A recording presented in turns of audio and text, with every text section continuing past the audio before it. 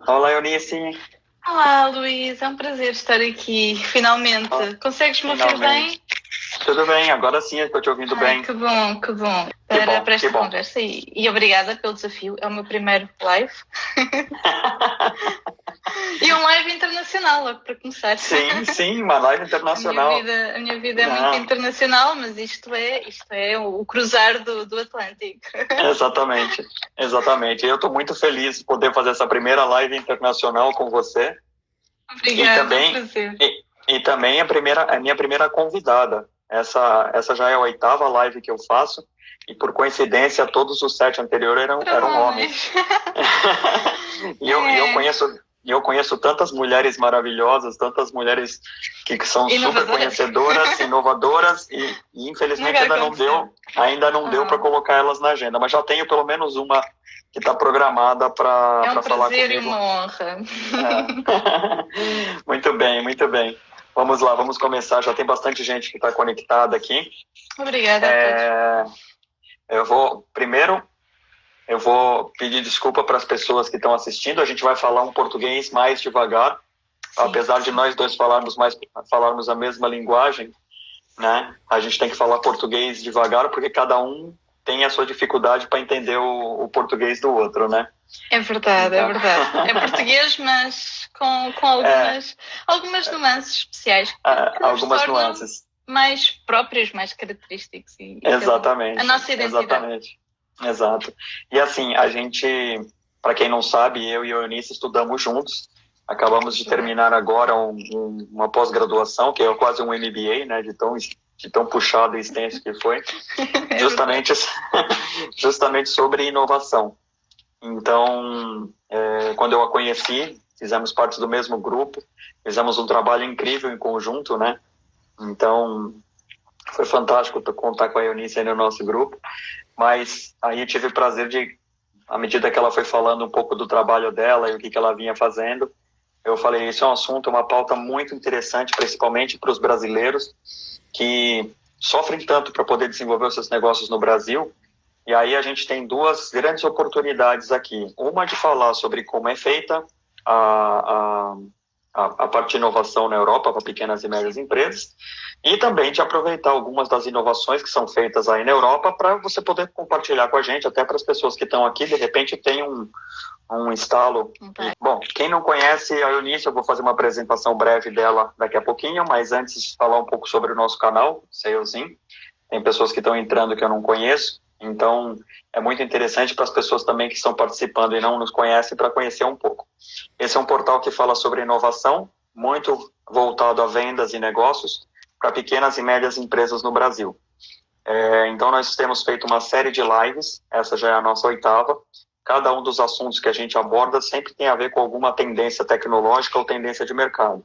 Nós já falamos sobre sites, domínios, hospedagem, comércio digital, mídias digitais, já falamos sobre drones, vídeo colaboração.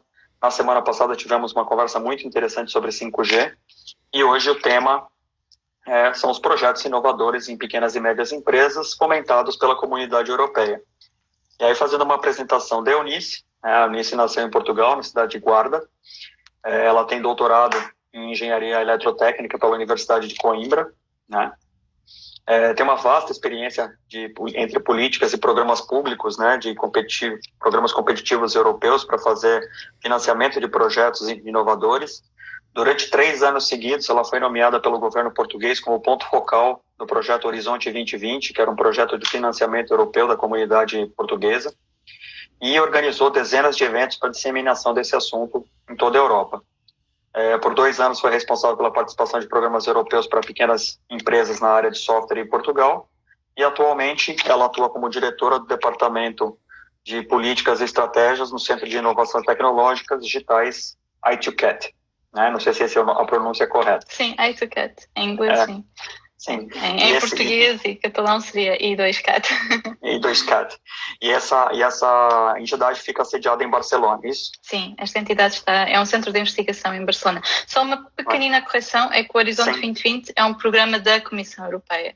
Portanto, que legal. Um programa diretamente, portanto, concebido e diretamente gerido pela Comissão Europeia, em que depois existem vários embaixadores, vamos lhe chamar assim, os tais pontos focais ou pontos nacionais, como nós chamamos aqui, nos vários países, que explicam e que auxiliam e que às vezes são, no meu caso eu era representante nas reuniões com a Comissão Europeia sobre este programa para a sua definição de prioridades, etc. Sim. E aí, o primeiro ponto a observar que a Eunice está em Barcelona, então já são 11 horas e 10 minutos em Barcelona. Então, por isso que hoje nós fizemos a nossa live mais cedo. Normalmente a gente faz às 7 horas da noite, mas por conta do horário a gente antecipou 1 hora. Então eu pretendo não segurar muito você para que você não perca seu sono. Obrigada. Tá bom. Então, começando a nossa conversa, daqui a pouco começam a surgir as dúvidas aqui. Então, conversando um pouco sobre o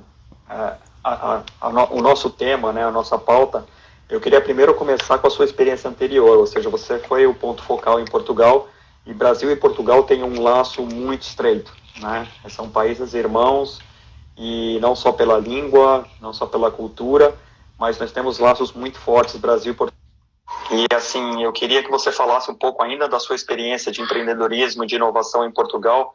Como é que você via a participação dos brasileiros nesse processo?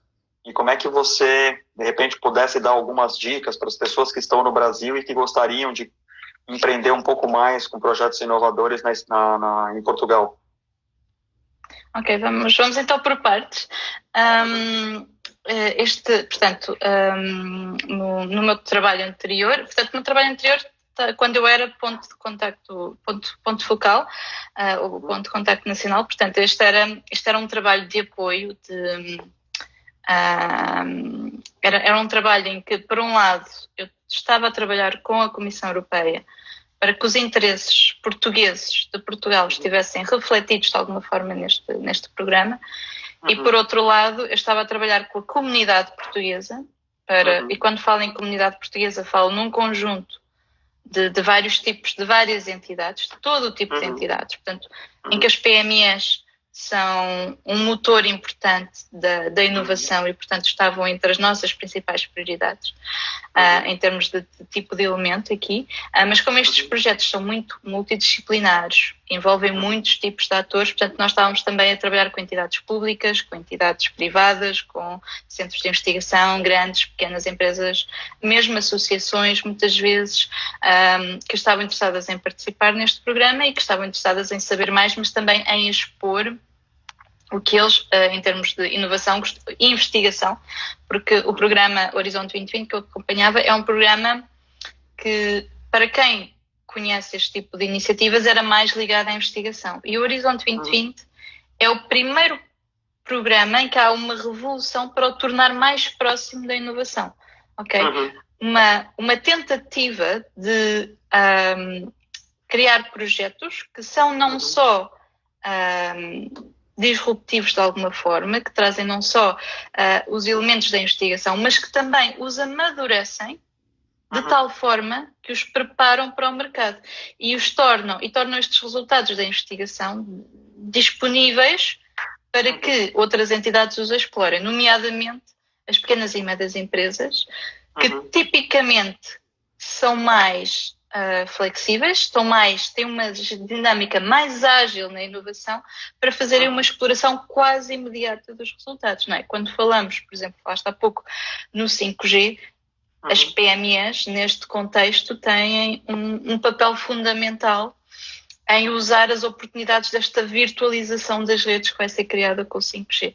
E, portanto, nesta perspectiva, o Horizonte 2020 foi um programa marcante, que marca uma diferença entre programas anteriores, que se calhar eram um pouco mais voltados para a investigação.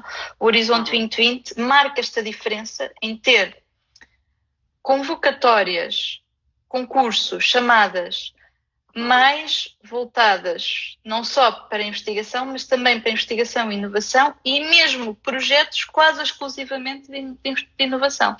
Okay? Mas dentro dessa perspectiva, era a agência que fomentava os projetos ou as pequenas e médias empresas já tinham que ter desenvolvido um projeto dentro de casa e apresentado para vocês?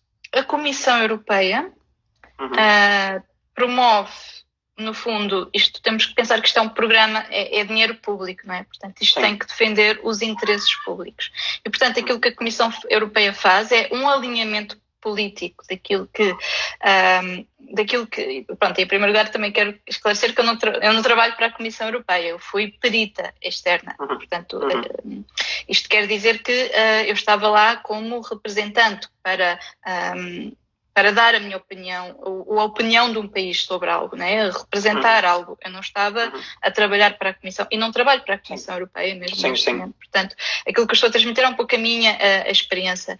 E, portanto, aquilo que acontece é que a Comissão Europeia tem estas políticas, por exemplo, neste momento, com a Ursula von der Leyen, a grande ambição é tornar a Europa um continente climaticamente neutro. Não me está a ser a palavra em português. Pode falar em outra língua que eu traduzo. Obrigada. Mas no fundo é tornar a Comissão Europeia o primeiro continente sem emissões de carbono até 2050. Portanto, este é o grande objetivo político.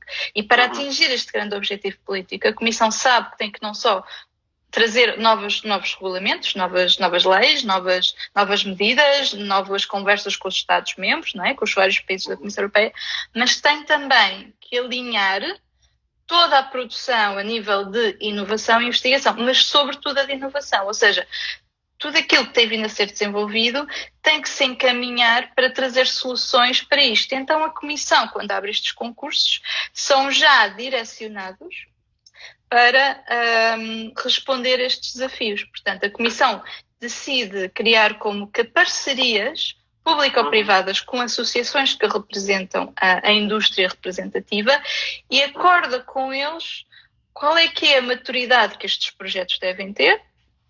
E na maturidade a Comissão segue eu não sei se é conhecido para vocês, os Technology Readiness Levels.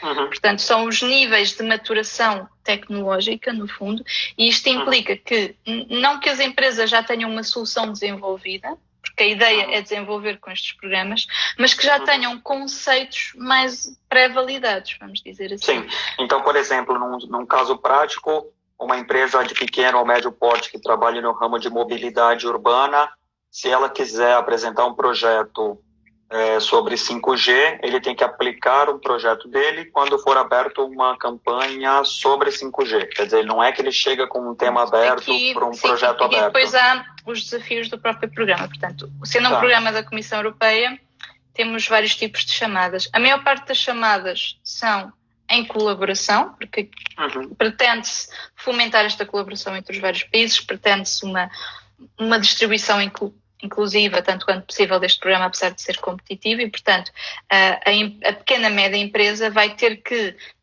ou trabalhar em 5G, vai ter que pensar num âmbito maior, e para ir num projeto destes, portanto, para fazer um projeto de mobilidade 5G, teria que pensar, ok, nós temos este produto para mobilidade, para serviços de carros autónomos, por exemplo. O 5G vai ser o grande catalisador, na minha opinião, claro, há quem discorde, mas vai ser o grande catalisador dos carros autónomos, porque permite níveis de segurança e níveis de e desenvolvimentos que são, na minha opinião, cruciais, embora, pronto, eu sei que há várias discussões sobre se o 5G faz sentido, se não, porque há outros tipos de outros protocolos de comunicação, vamos chamar assim, para não entrarmos em muitos detalhes.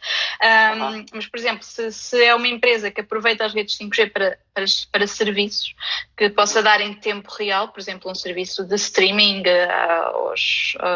num carro autónomo em que os passageiros estão sem nada para fazer, e o 5G vem permitir este tipo de oportunidades. A PME vai ter que pensar, então eu tenho este produto, eu tenho este serviço, como é que eu vou... Eu tenho já alguma coisa testada, porque a nossa empresa, a nossa PME, tem capacidade de implementar isto, temos conhecimento pode ser na virtualização das redes, pode ser nas comunicações rádio, pode ser na inteligência artificial que é necessária, pode ser na parte de mídia, pode ser na parte de realidade aumentada, portanto, todas estas vertentes, não é? E quando isto vai ser implementado, a empresa tem que pensar quem é que eu preciso trazer comigo para um projeto deste tipo, porque isto não é o projeto de uma empresa, porque isto são projetos muitas vezes de milhões, ou seja, quer dizer, a empresa então tem quando que essa levar... empresa, perdão, então quando essa empresa ela vai buscar a ajuda de vocês, ela já vai com uma ideia pré-concebida, e quando ela vai atrás da fundação, ela vai atrás do dinheiro público, e ela também vai atrás de outras pessoas ou empresas que possam complementar esse ecossistema. Ela tem que conhecer bem o concurso a que se quer candidatar dentro deste programa, portanto tem que se localizar. Portanto, o meu trabalho é muito, ainda hoje, guiar pessoas dentro deste programa, porque é muito vasto. Estamos a falar de um dos maiores programas do mundo para investigação e inovação. Estamos a falar do Horizonte 2020, estamos a falar de 77 bilhões, portanto é uma coisa gigantesca. E agora o Horizonte Europa, que é o novo que está para começar no próximo ano, é igualmente gigante. E, portanto, muito do meu trabalho é guiar as pessoas à procura destas calls. E, portanto, a empresa tem que conhecer a call, tem que conhecer qual é que é o desafio que esta convocatória, que esta chamada tem. Portanto, o que é que se pretende resolver ali? Falamos do 5G, portanto, um dos projetos que o meu centro de investigação submeteu era exatamente para resolver os problemas do 5G, dos carros autónomos, é curioso estarmos a falar sobre isto, nas fronteiras entre dois países dentro da comunidade europeia. Portanto, por causa de regulação, por causa de segurança. Por regulação, por segurança, por melhores serviços, por confiança nos serviços, por tudo isto. E, portanto, um dos projetos que nós tivemos aprovados recentemente foi exatamente este. E isto poderia, quer dizer, talvez fosse um projeto demasiado grande para uma PME, mas uma PME poderia pensar, ao ver esta convocatória, vai haver vão haver entidades a tentar preparar-se para isto, vão haver entidades com experiência, tendo em conta o perfil da I2CAT, da I2CAT, poderia perceber que nós somos líderes nesta área do 5G, como acabámos de falar, e perceber que temos uma vasta experiência neste tipo de projetos dentro deste programa e, portanto, contactar-nos e dizer-nos exatamente, olhem, eu tenho este produto que trata este use case, este caso de uso com este cliente. O cliente pode ser o passageiro dentro do carro, e isto só acontece com 5G, e gostaríamos de estar no projeto ligado a esta convocatória, porque isto são às vezes projetos tão grandes que uma PME sozinha não é impossível, mas um projeto, mais projetos de 3, 4 milhões, eu aí vejo uma PME a ter o estofo necessário, porque às vezes estes projetos são também administrativos, de serem levados a cabo. Se falamos de um projeto de 15 milhões, como é o caso, creio, do nosso, não quero estar a errar, mas é à volta disso, implica um estofo superior para poder gerir um projeto tão grande. Então, legal. A PME vai se apresentar a nós, e a PME tem que pensar nos atores que precisa para ter isto, ou seja, vai precisar do carro, que no fundo é quem vai instalar o serviço, e portanto vai ter que ter no consórcio, portanto no grupo de entidades, vai ter que ter a empresa que eventualmente fabricou o carro. Portanto, nós no nosso caso tínhamos a Isuzu. Temos a Isuzu, que é um dos OEMs de carros. Vai ter que ter o operador, estamos a falar de 5G, vamos precisar da frequência, vamos precisar, no nosso caso temos a Vodafone espanhola, e porque pronto, estou a trabalhar em Barcelona e portanto este projeto abrange Espanha e França, e abrange os desafios de colocar aqui a rede 5G para a mobilidade transfronteiriça, creio que... Transfronteiriça, sim. Exatamente. Sim, e, portanto, temos a Vodafone Espanha, temos também os tais, temos cartas de suporte, eles não aceitaram estar no consórcio, mas temos cartas de suporte dos governos dos países implicados, portanto, sobretudo de Espanha, dos vários ministros, porque temos que ter as autorizações. Temos a autoestrada, porque se pensarmos em 5G, sim, são privadas em geral. Exatamente, e é preciso infraestrutura, são precisas as tais small cells espalhadas, só para dar, eu não sou especialista em 5G, ok? Portanto, se eu disser assim algum erro técnico, não me matam. Mas, por exemplo, como estive muito envolvida neste projeto e em toda a criação, nós temos, portanto, a Abertis Autopistas, que é a empresa responsável. Temos uma carta de apoio da Vinci, que é a autoestrada do lado, a empresa, a concessionária, não é? A empresa concessionária da autoestrada do lado francês. temos acordos com os operadores franceses. Portanto, este consórcio, estamos a falar da volta de 20, 30 parceiros, em que não só há uma PME que nos vai dar determinados serviços, temos sim, por acaso temos essa PME do entretenimento, de dar serviços de web streaming, mas também temos PMEs que, por exemplo, fazem análises em real time.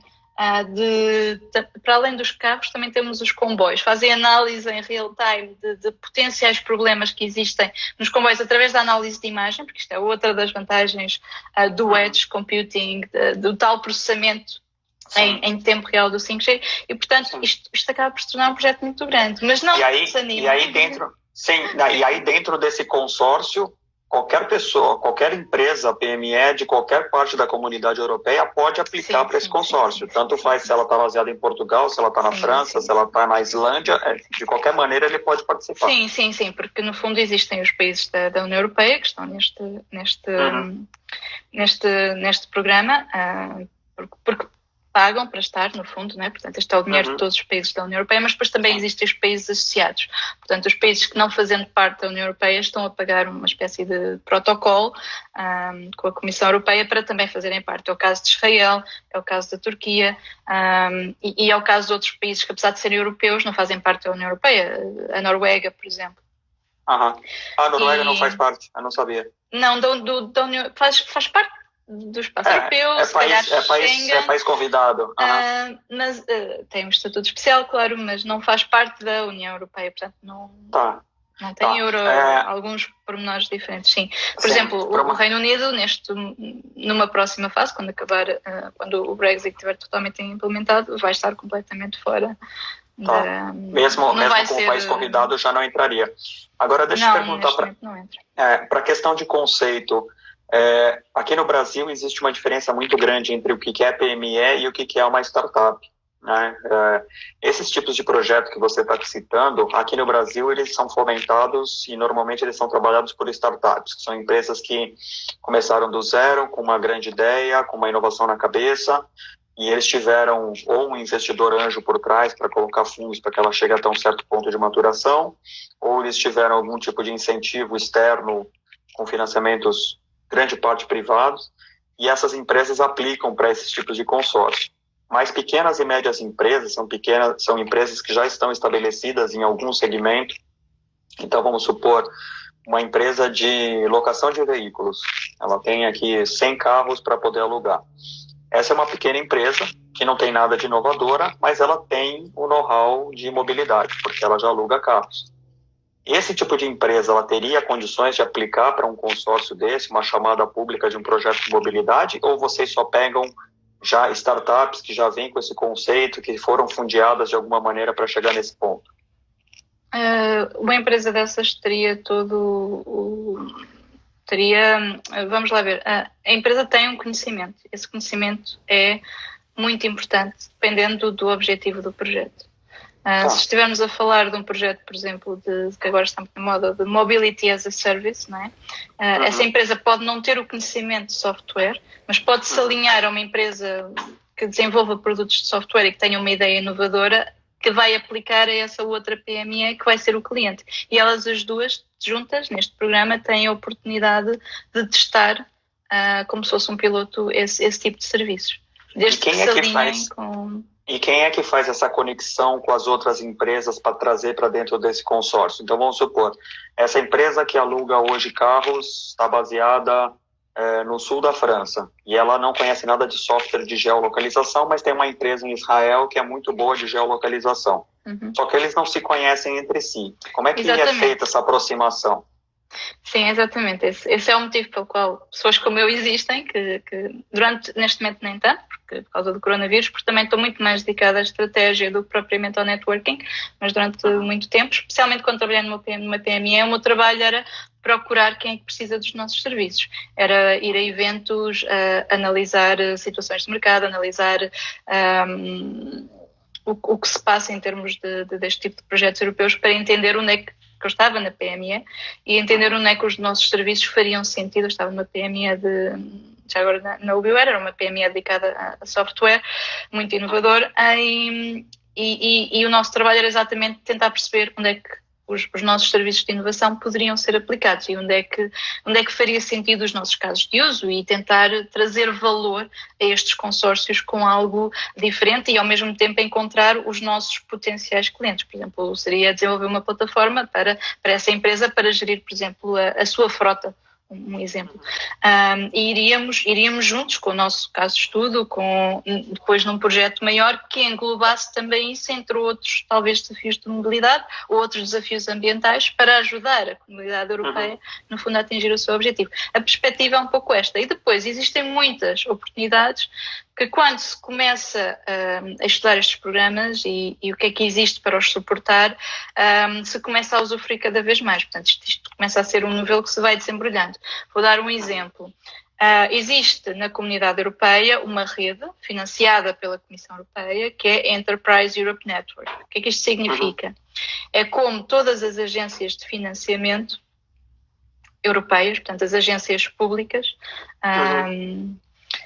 de financiamento, as nacionais, digamos assim, mais câmaras de comércio, mais clusters, que têm um papel muito importante para as PMEs, sobretudo estas PMEs de conhecimento de alguma forma encontrarem mercado e encontrarem oportunidades. Portanto, este tipo de entidades estão ligadas por este projeto, não todas, mas algumas, e isto pode ser visto na página da Enterprise Europe Network, e podem-se registar nos eventos que a Enterprise Europe Network organiza. Todos os meses há brokerage, é o que eles chamam de brokerage events, onde as entidades, consoante os seus interesses, se podem registar. Interesses seja a nível de países onde querem encontrar mercado, seja a nível de tecnologias ou de setores em que queiram trabalhar e em que queiram encontrar eventuais parceiros. Portanto, registam-se, estes serviços são todos gratuitos, registam-se na plataforma da Enterprise Europe Network, porque pode haver pedidos aos representantes, aos pontos de focais desta rede. Registram-se nesta plataforma, recebem mensalmente ou semanalmente quase a informação relacionada com isso, desde procuras, mas também podem colocar as procuras deles. E depois podem participar nos brokerage events, onde existem imensos, e eu fiz isto durante muito tempo enquanto estava numa PME, desde olhar para o máximo de perfis que eu podia ver e tentar marcar reuniões com estas pessoas. Portanto, depois são os tais speed datings. Você fazia esse fomento, era uma espécie de speed dating entre empresas que podem gerar valor para outra. Sales manager, mas muito focada para inovação. E inovação com muito risco, e por isso a necessidade de alinhar com estes fundos públicos para ter aqui o risco partilhado, digamos assim. Entendi. Portanto, a empresa não queria perder tempo com o projeto, apesar de serem a fundo perdido, não é? Portanto, apesar de serem financiados, não queria perder digamos que os recursos em algo que era tão importante para a empresa, mas ao mesmo tempo queria orientar em valor para a empresa. Isto é muito bem visto pela Comissão Europeia. Que ótimo. A gente está recebendo já algumas perguntas aqui. O Jonathan fez uma pergunta. No momento, qual que é o principal desafio de Portugal para tornar factível atingir zero de carbono até 2050? Eu acho que Portugal, pelo menos, pronto, eu já não estou em Portugal há um ano, mas Portugal neste momento tem muito bons resultados a nível de penetração de renováveis.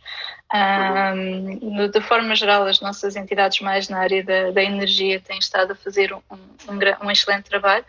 Onde talvez exista bastante espaço para melhorar é na mobilidade e também no setor industrial. Sim. Portanto, estes seriam talvez na Europa, os dois. E na Europa, principalmente na região ibérica, a indústria ainda é primariamente pequena, né? São pequenos e médios empresas tocando as indústrias, né? Sim, é verdade. É verdade. E, por exemplo, eu até noto mais isso aqui em Espanha, porque aqui o setor industrial pelo menos na Catalunha, onde eu estou, é mesmo muito forte, e o número de PMEs existentes aqui na Catalunha e no País Basco é impressionante. É a espinha dorsal destas regiões espanholas. E a Comissão Europeia tem noção disso, e também tem noção que o nosso setor industrial se calhar ainda está muito tradicional, ainda está colado a muitas velhas práticas e tem noção de que há um longo caminho a percorrer. E a nível de comunidade europeia há também muita desigualdade em termos de avanços tecnológicos que as nossas PMEs industriais têm. E você acredita que essa adoção lenta de tecnologias e de inovação é causada pela comodidade da União Europeia ser tão fechada, ou seja, ter tantos benefícios para que você possa fornecer para o mercado europeu e você acaba tendo pouca preocupação com mercados exteriores? Nós estamos muito preocupados com mercados exteriores. Sim? Sim. A nível de comunidade europeia, nós estamos preocupados com os nossos competidores, não é? O Brasil, para nós, é uma potência emergente. E, portanto, nós valorizamos, a nível de comunidade europeia, de Portugal, de Espanha, todos nós, valorizamos muito potenciais colaborações com o Brasil. Aliás, uma coisa que também queria dizer é que existem protocolos de colaboração para o Brasil, para entidades brasileiras poderem participar no programa Horizonte 2020. São protocolos um bocadinho especiais, portanto, a Comissão Europeia não pode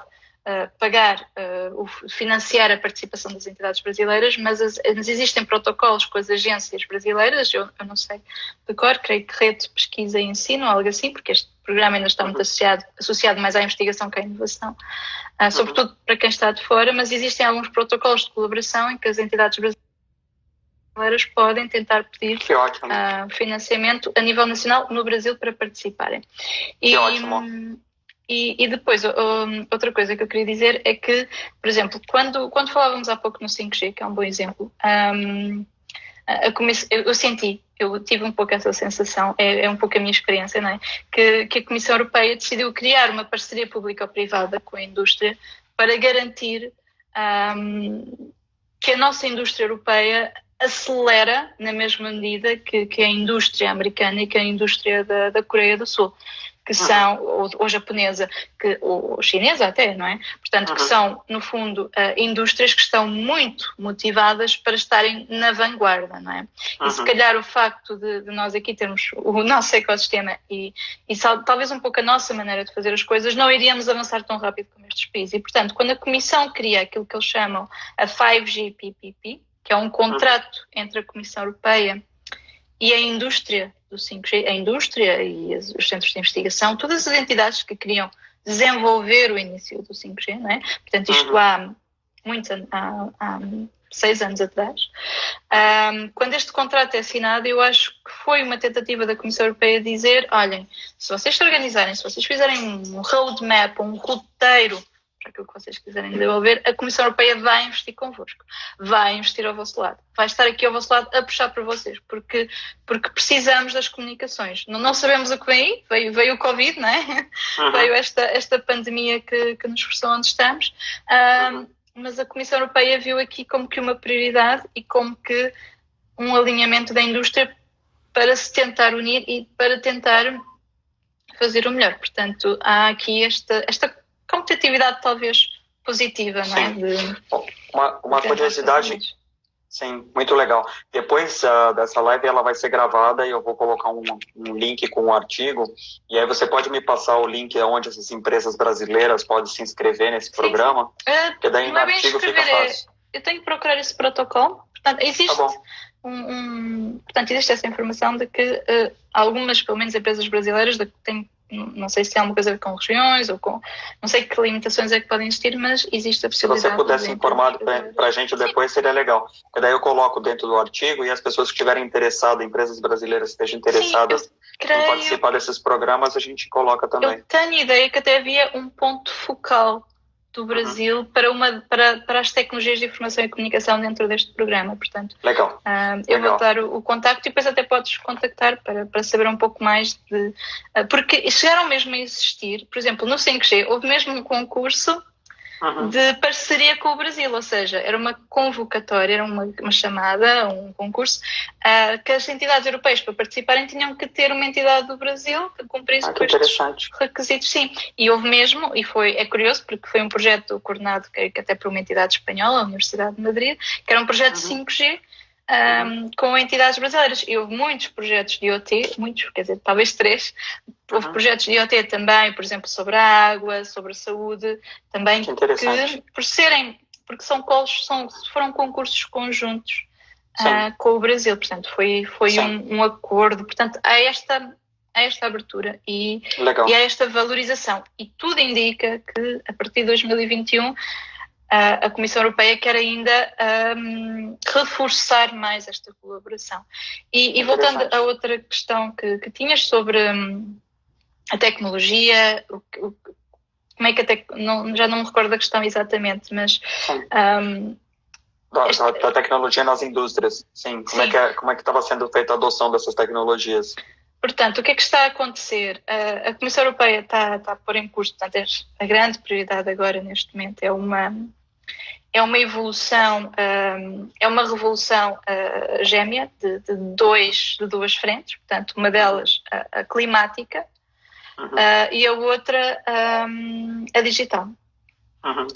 E com isto a Comissão Europeia está muito empolgada que as pequenas e médias empresas façam uso das oportunidades que o digital permite. E as duas coisas também não se podem desligar. E, portanto, uma das medidas que eles estão a aplicar é a criação de Digital Innovation Hubs. E, portanto, isto em português seria algo como os centros de inovação digital. E, portanto, os Digital Innovation Hubs são uma das grandes medidas políticas que estão a ser tomadas, em que os vários países se estão a organizar com ecossistemas liderados por centros de investigação, agências de financiamento, com os clusters, portanto, ecossistemas de vários tipos de entidades que se juntam numa entidade só, em que as empresas podem usufruir de serviços para acelerarem a digitalização. Estes ecossistemas têm que ser, portanto, não têm perspectivas de fazer lucro, portanto, isso torna estes serviços...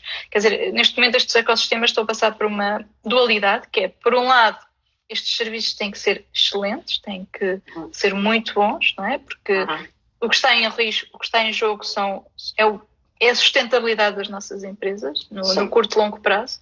E competitividade também. Quem mais rapidamente adotar estas tecnologias e vai ter melhores vantagens competitivas, portanto está aqui por um lado em causa isto, mas por outro lado está também em causa que muitas das empresas têm necessidades muito básicas a nível de digitalização e nem sempre aquelas que a Comissão Europeia nos põe como prioritárias, que é o caso da inteligência artificial, da cibersegurança, da computação de alto desempenho. Portanto, a Comissão puxa muito por aquilo que é mais inovador, mas muitas das PMEs... Imagino que o LGPD não estou aqui. É um assunto quente também, né? É um assunto muito quente, é um assunto muito obrigatório e é um assunto que, quer dizer, há quem goste de ver que traz desafios e traz oportunidades à economia, mas também traz as despesas extras e traz alguns problemas extra às nossas PMEs. Pronto, para isso existem medidas, existem oportunidades, mas é um processo. Mas é muito interessante que a Comissão Europeia esteja a organizar os nossos vários países que constituem nestas comunidades, nestes ecossistemas para acelerar a transição digital. Isto é algo que está a começar agora e, portanto, há muito financiamento implicado até mesmo para ajudar as PMEs. Por exemplo, algo que está a acontecer é estes grandes projetos que eu há pouco explicava. Para além de desenvolverem um projeto para as empresas envolvidas, abrem também oportunidades para outras empresas entrarem e receberem financiamento de uma forma mais fácil. E é um financiamento de baixíssimo custo, né? Porque é dinheiro a fundo perdido do governo europeu. Muito interessante. A gente recebeu outra pergunta aqui do Silvino. Eunice, você poderia falar um pouco sobre as inovações no segmento de mobilidade elétrica na comunidade europeia? Veículos elétricos, tanto privados quanto públicos. Sim, portanto, por acaso, quando a pandemia começou, um dos receios era que, de alguma forma, a mobilidade elétrica não continuasse a ser incentivada e as boas notícias é que continuam. Na Europa temos... essa não é uma área que eu acompanho tão proximamente, apesar de ser uma área que me diz muito, porque apela ao meu background de engenharia eletrotécnica, mas não é uma área que esteja a acompanhar tanto. Mas estamos muito motivados na mobilidade elétrica em vários níveis. Quer dizer, para já, aqui o cruzamento de entidades que antes não estavam tão habituadas a cooperar, que é o caso do setor energético, com o setor de mobilidade. Portanto, há aqui uma sustentabilidade que tem que ser trabalhada, não é? Há aqui uma infraestrutura que tem que se começar a despegar. Para esse sentido, há não só fundos de inovação para projetos inovadores, mas também há fundos mais está-me a faltar a palavra, portanto, deployment, de implementação, portanto, de aplicação mesmo, portanto, de criar escala, que não haja a desculpa de que não tenho um carro porque não tenho onde o carregar, não é? Portanto, começam a ver estas ajudas. Para além disso... A questão de eletropostos, a questão de você ter uma infraestrutura ao longo da exatamente. Portanto, mas aí não há muito de inovação. Há muito de inovação, ou seja, há muito que ainda se pode fazer, e há financiamentos exatamente para estudar que medidas é que podem ser aplicadas dentro das cidades para promover esse conceito da mobilidade elétrica e como é que isso depois se vai relacionar com os transportes públicos, com os parkings, com... a mobilidade elétrica está a ser promovida assim neste contexto maior, ok? E como é que os smart parkings podem ser feitos para a pessoa saber e pronto, no fundo estas plataformas estão. Para além disso, também há um trabalho, não sei se seria interessante mencionar aqui, a nível da indústria circular. Por exemplo, um projeto da indústria circular, portanto, as baterias, está a haver neste momento, não sei se é interessante, não sei se seria este ponto de vista também interessante, a Comissão Europeia está neste momento, uma das prioridades foi lançar uma aliança para a criação para o fomento das tecnologias ligadas às baterias, portanto, em toda a cadeia de valor da bateria, não é? Desde a integração, o carregamento, a parte eletrónica, os próprios constituintes da bateria, portanto, existe uma aliança foi criada este ano, foi lançada este ano, uma aliança para criar este roteiro de desenvolvimento tecnológico a nível das baterias. Porque, tudo dentro da comunidade europeia para não ter que trazer isso da China ou de outros países. Um bocadinho essa é a ideia, mas quer dizer, eu acho que há aqui questões que devem ser trabalhadas em cooperação internacional, não é? Sim. E portanto este estudo está a ser feito. Para além disso, há todo um conjunto de riscos a nível de cibersegurança que quando começamos a tornar-nos todos mais conectados, não é? E a mobilidade elétrica traz também um pouco esse desafio, porque quer dizer, ainda está muito em desenvolvimento e os carros não, pronto, há este receio de o carro não vai durar sempre. Estão preparados, sim. E portanto há aqui muitas plataformas que estão a ser criadas e nós, por exemplo, na I2CAT temos um projeto em que estamos exatamente a estudar os problemas e as falhas de cibersegurança que existem nos protocolos e na interoperabilidade destes protocolos, porque existe também este problema de depois transfrontear isso nos vários países a nível da comunidade europeia. Para além disso, outra coisa muito interessante que a Comissão investiu bastante, acho que foi o ano passado ou há 2 anos, foi as ilhas. Portanto, talvez o Brasil não tenha este problema, não me recordo agora se o Brasil tem poucas ilhas. Tem poucas ilhas. Em Florianópolis é uma ilha grande que se poderia aplicar e é um grande centro de inovação aqui no Brasil. Fantástico, pois. Aqui na Europa houve muitos projetos inovadores ao nível de como tornar as ilhas sustentáveis, não é? E reduzir ao máximo os combustíveis fósseis, não só na produção energética, mas também depois na forma como os carros são usados, portanto, na mobilidade elétrica. Isto foi um grande boom.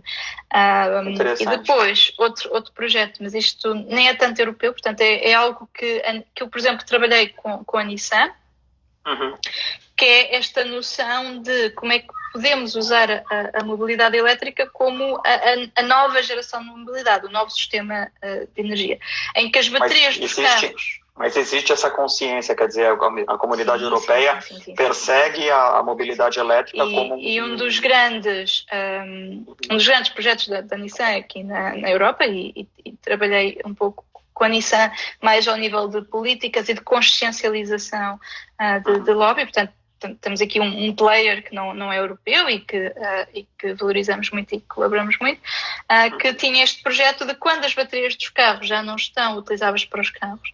Pronto, mais uma vez, não sou assim tão tecnológica quanto isso. Portanto, as baterias vão perdendo qualidade de vida, não é? À medida que são usadas, e quando já não estão... O que fazer com elas, não é? Portanto, vão para reciclar, não vão. Portanto, o que a Nissan fez foi um programa de segunda vida para as baterias para serem usadas, por exemplo, nas habitações, em que o uso da bateria não tem os mesmos transitórios, não tem a mesma demanda que teria num carro. Portanto, há aqui todo um conjunto... Ele é só um apoio elétrico, né? Então, essa é uma boa ideia. Isso seguramente é uma coisa que não está sendo pensada, acho que ainda no Brasil. A gente tem uma live agendada para dia 29 de setembro, onde a gente só vai falar sobre veículos elétricos. Eu vou fazer essa pergunta para o especialista. O que fazer com as baterias? Deixa eu te fazer uma outra pergunta. Deixa eu te fazer uma outra pergunta. A gente está chegando nos nossos 10 minutos finais aqui, passa rápido. E só tem muitas dúvidas. Eu tive a oportunidade de conhecer muitas empresas na Europa, principalmente na área industrial. Eu visitei muitas fábricas na Europa e também tive a oportunidade de morar algum tempo na Alemanha. E uma coisa que eu percebi, principalmente na Alemanha, Suíça, norte da Itália, ainda existe uma barreira muito grande ao uso de sistemas financeiros. Cartão de crédito, por exemplo, praticamente não se usa em comércio, nos mercados, na indústria. Você não usa tanto, ainda tem muito o uso do dinheiro físico, né, do papel moeda. Com o mobile payment crescendo tanto a nível global, como é que você vê isso sendo implantado dentro da Europa? Pois, eu confesso que a área mais de fintech ou de ecofinance não é tanto a minha praia, porque nunca aconteceu estar ligada assim a um projeto mais próximo. E, portanto, eu acabo por não ter noção. O que está a acontecer na Europa é que, em termos muito práticos, é que as pessoas, cada vez mais usam...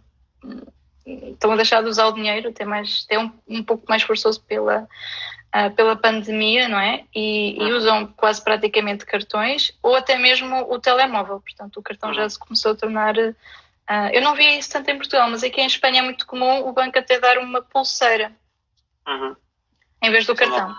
Aqui no Brasil já tem isso. Aqui no Brasil já tem bastante isso. Em Portugal também tem, mas não é comum, as pessoas não aderem, não estão... não confiam. Aqui em Espanha isso não é todo um problema. E depois, existe claro toda esta questão do blockchain, não é? E também que está a ser muito interessante, mas isso a nível de projetos está a ser muito mais usado a nível da privacidade, do trust, dos digital contracts, mais do que propriamente da parte de fintech. Mas eu confesso que esta parte do fintech não é a área em que eu tenho trabalhado mais. Legal. A outra pergunta que eu ia te fazer também dentro dessa experiência que eu vivi na Europa, visitando muitas empresas. A grande maioria das empresas que eu visitei são pequenas ou médias e são de origem familiar. O fato de você trabalhar com PMEs tipicamente familiares dificulta a adoção de tecnologias novas e projetos inovadores aí na Europa? Ou não? A cabeça dos donos é mais aberta para a inovação? Eu vou falar um pouco da minha experiência. Eu tenho conhecido aqui, até mais em Espanha, aliás, eu tenho conhecido empresas familiares que têm feito uma evolução fantástica. Muitas vezes o que acontece é que parece que, eu não sei, eu não vejo muito isso, porque quando somos forçados a evoluir por uma questão de sobrevivência, isso acontece. Eu em Portugal trabalhei de forma muito próxima com a ProF, que é uma empresa também familiar, mas que se tornou uma grande empresa, não é? E eles têm feito uma evolução brutal. Aqui em Espanha tenho alguns exemplos em mente de empresas também familiares que cresceram de muito pequenas a grandes empresas e que estão num avanço e numa visão que é fantástica. Lembro-me agora, assim, de repente, de uma empresa mais ligada, também familiar, mais ligada à área farmacêutica, que também não para de surpreender. Eu acho, a sensação que eu tenho ao trabalhar com estas pessoas, e estou a falar muito da minha experiência pessoal, porque quando estou a olhar para várias PMEs, não consigo ter essa noção do que está por trás. Mas as empresas com quem eu trabalhei, o facto de serem familiares e de passar de geração em geração, não é? As pessoas crescem naquele ambiente empreendedor, não é? E crescem com aquele espírito empreendedor e vão absorvendo e vão se cultivando para avançarem, para quebrarem a geração e para... Eu tenho visto um pouco isso. Mais recentemente, talvez não fosse algo do passado, mas mais recentemente eu estou a ver muito esta evolução e estou a ver muito esta preocupação. Ainda mais com o que aconteceu com a pandemia, por exemplo, durante o nosso curso. Durante o nosso curso, aquilo era quase um MBA, então eu penso fazer o MBA e fiz fiz várias sessões com pessoas que tinham feito MBAs para conhecer a experiência deles e para acompanhar, e isso também foi muito interessante ver que grande parte dos mais recentes MBAs eram exatamente estas empresas familiares e com este espírito empreendedor desde muito novos, não é? Que cresceram com isto. E eu acho que talvez seja algo que se está... Quer dizer, é uma transformação era valorizado cultural. A tradição, agora está-se a tornar uma necessidade de sobrevivência e uma necessidade de manter. Portanto, eu estou a ver mas isto é mais pessoal, não é? Portanto, é muito difícil fazer esta avaliação assim em termos globais. Eu acho que vamos ver quem é que se adaptou a esta nova era tecnológica daqui a mais uns anos. Agora estamos, na minha opinião, muito no início. Legal. A gente está nos minutinhos finais aqui e o Instagram ele interrompe a nossa conexão a hora que acaba. Então eu não quero perder esse momento aqui. Eu queria fazer uma última pergunta para você. Se alguém tiver mais perguntas, pode enviar. Mas eu queria que você pudesse comentar com a gente algum caso inovador que você tenha trabalhado, um caso de sucesso ou dois, que você pudesse compartilhar com a gente, onde a União Europeia, a Comunidade Europeia trabalhou no sentido de trazer pequenas e médias empresas em consórcio para criar inovações. Eu tenho muitos. As pequenas e médias empresas são obrigatórias neste tipo de projetos. Não há inovação se não houver pequenas e médias empresas numa colaboração em consórcio. E as grandes empresas aqui acabam por ter essa noção. Uma das últimas concursos que eu participei, que não sei se as propostas que submeti e em que trabalhei vão ser bem-sucedidas, tinham mesmo esta missão, por exemplo, na área do 5G, de trazer pequenas e médias empresas para trabalhar em conceitos como a manutenção das redes elétricas, para trabalhar conceitos como aumentar a segurança, como usar o trabalho à distância com realidade aumentada nas redes elétricas. Este foi um projeto que me deu muito gozo fazer e submeter. Espero que os avaliadores lhe reconheçam, porque isto é outro desafio quando submetemos estes projetos inovadores, é o reconhecimento do trabalho que tentamos desenvolver ali.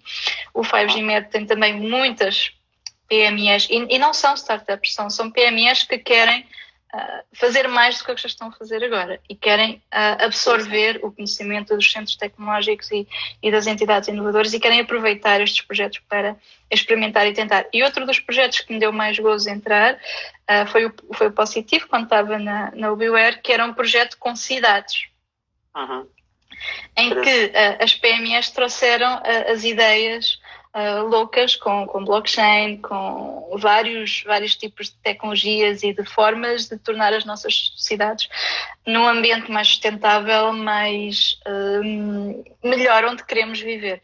E trabalhar num projeto com duas cidades a liderar, que não eram as cidades grandes, que era Évora em Portugal e outra cidade que agora não me consigo recordar, mas cidades que vão seguir o processo que vai acontecer neste projeto, que estavam dentro do consórcio e que iam fazer um plano com as boas práticas deste projeto. Isso é gratificante ver a escala a que isto pode chegar, as inovações. E pelo que você contou, esses projetos, uma vez implementados em pequena escala, por exemplo, esse de Évora, ele passa a ser de domínio público. Qualquer outra cidade da Comunidade Europeia que quiser experimentar e tentar. E outro dos projetos que me deu mais gozo entrar foi o Positivo, quando estava na UbiWare, que era um projeto com cidades, em que as PMEs trouxeram as ideias loucas com blockchain, com vários tipos de tecnologias e de formas de tornar as nossas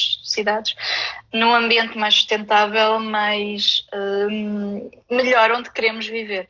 E trabalhar num projeto com 2 cidades a liderar, que não eram as cidades grandes, era Évora em Portugal e outra cidade que agora não me consigo recordar, mais cidades que vão seguir o processo que vai acontecer neste projeto, que estavam dentro do consórcio e que iam fazer um plano com as boas práticas deste projeto. Isso é gratificante ver a escala a que isto pode chegar, as inovações. E pelo que você contou, esses projetos, uma vez implementado em pequena escala, por exemplo, esse de Évora, ele passa a ser de domínio público. Qualquer outra cidade da Comunidade Europeia que quiser aproveitar as mesmas práticas e implementar também consegue. Sim, claro.